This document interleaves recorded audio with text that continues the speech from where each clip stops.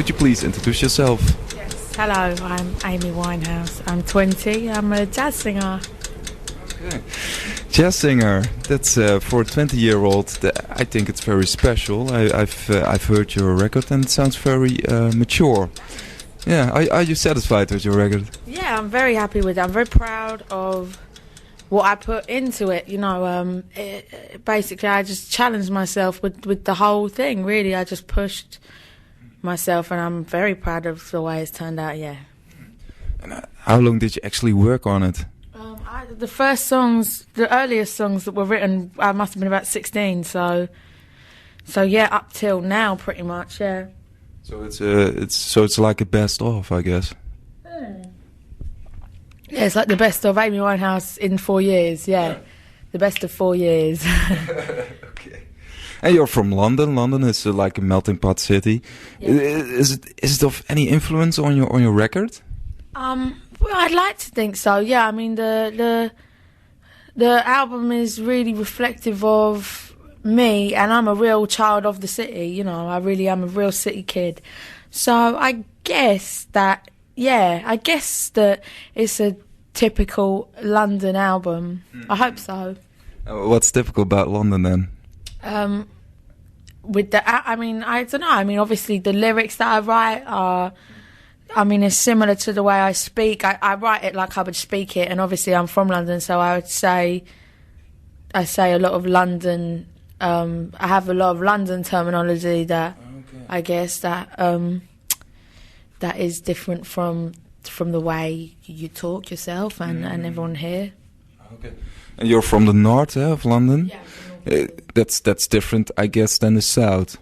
Can people of the south hear that you're from north, or how does it work? I guess so. I don't know. You know, there's always been not a real divide, but, you know, it's like North London people are like, I could never live in South London, and South London people are like, I could never live in North London. So, I don't know.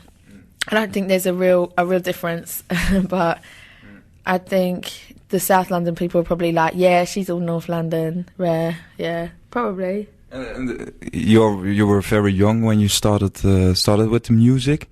Did you do a lot of performances in jazz cafes or that kind of? Yeah, I mean, I was in a kind of youth orchestra band type thing, and I had a lot of little friends there, and we'd go and do stuff like that. And yeah, I mean, I was working more. I had a full-time job by the time age of 15, 16. I left school and got a full-time job. I couldn't be bothered with school, so I was working, and singing has always been important to me, but I never thought, I'll end up singing, I'll be a singer. I just thought, I'm lucky that it's something I can always do if I want to. I will always be able to sing and write songs. I'm so lucky like that. But I didn't think it would be a career choice. No, okay. Yeah. And is there actually a kind of scene in London? Because you see all the smoky piano bars. When you think of jazz, that's the... Is there a kind of scene like that in London? There's a scene. I mean, there are some beautiful venues. We've got Ronnie Scott's 100 Club and Jazz Cafe, and a lot of other wicked underground clubs that are in the making. I would love to open my own place like that. Oh. Yeah, that'd be really good. I'd have my dad come and sing every night. Your dad? Yeah, my dad's a great singer, yeah. Did he ever put any records out? No, he didn't do anything with it. He sings in his cab. That's about it. Okay. He's a jazz fanatic too. Yeah, huh? He likes a lot of vocal jazz. I think my tastes are broader than his. My brother and I have broader jazz taste than him, because my dad really does like his vocal jazz, whereas my brother and I can get as much from instrumental jazz as we can from vocal jazz, if not more, you know. Obviously, with vocal jazz, there's already a singer there. With instrumental jazz, you can make up what you're saying, you know what I mean? Because there's no singer. So yeah, my dad was influential in getting me onto Frank Sinatra and Tony Bennett, but the real shit, that was probably my brother that opened the door for me like that. Like the first ever real CDs that I went out and bought for myself. You know, not the first ever, but you know, some of the first stuff that I've kind of discovered kind of on my own. You know, that I got that through my brother. Oh yeah, it's like Ella Fitzgerald and what was it, Washington? Yeah, more Dinah Washington and Sarah Vaughan and Minnie Riperton and Tina Marie and those people. And how did your children or youngsters of your age, how did they react? Because you listen to jazz. Yeah. It's I guess not that familiar for young people. Yeah, I mean, I think, yeah, no, it's not at all. You're quite right. Yeah, I think while I like jazz, while that was my music for myself, when I was with my friends, we'd all listen to the same stuff anyway. We liked all the same. We had all the same Pure Swing albums. We liked Salt and Pepper. We liked TLC. We loved when we were kids. I'm talking about really MC young Hammer. Though. Say again? MC Hammer? No, we didn't like MC Hammer. But we liked Salt and Pepper a lot, like real girls that we could go. Like TLC and Salt and Pepper were to us like proper real girls. Not like, you know, when I was 6 or 7, for me it was Kylie and Madonna, you know. But when I got a little bit older, like 9 or 10, I was like, they're not real girls at all. They're not real women. Salt and Pepper, rough. Real women. Yes, yeah. Just honest. Like Kylie and Madonna, it's like Madonna is a different thing, but Kylie, it's like. I think she's a really bad role model for women, but that's a little bit like Barbie, or Barbie's a better role model for women than Kylie Minogue. Barbie is a plastic doll, and everyone knows that at the end. Kylie is like a show pony. She's like a My Little Pony. Okay, that's a good quote. Talking about your album, Frank. One thing is very familiar about the album, and that's most of all the title. Why it's called Frank? I guess it's kind of frank, like honest.